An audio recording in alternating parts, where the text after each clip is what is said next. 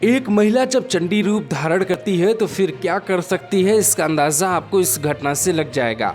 साल 2004 के आम चुनाव में फूलपुर से सपा के टिकट पे अतीक अहमद सांसद बन गया था। इसके बाद तब के इलाहाबाद में पश्चिम विधानसभा सीट खाली हो गई थी। इस सीट पे उपचुनाव हुआ।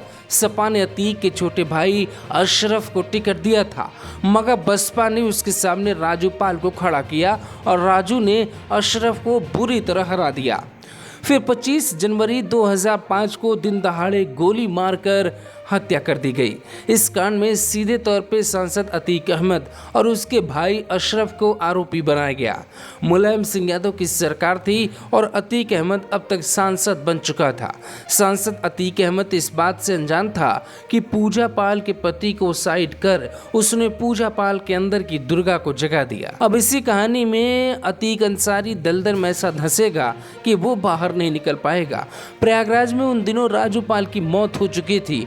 अतीक अहमद खुद को ताकतवर समझ रहा था। सपा की सरकार होने के कारण कोई सुनवाई नहीं थी। कुछ दिन ही सुहागन से विधवा हुई पूजा पाल को बदला लेना था।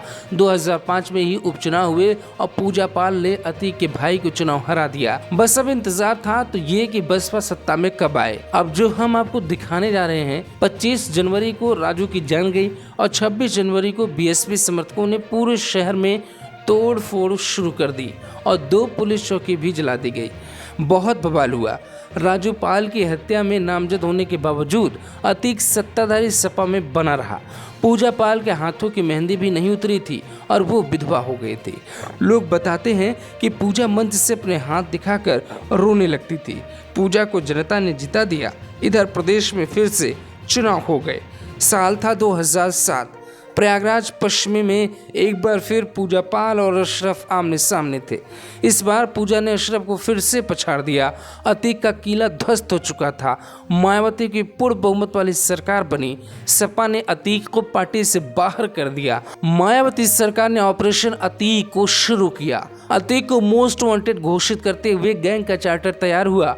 करोड़ों की संपत्ति सीज कर दी गई, बिल्डिंगें गिरा दी गई। खास प्रोजेक्ट अलीना सिटी को अवैध घोषित करते हुए ध्वस्त कर दिया गया। इस दौरान अतीक फरार रहा। एक सांसद जो इनामी अपराधी था उसे फरार घोषित कर पूरे देश में हाई अलर्ट जारी किया गया।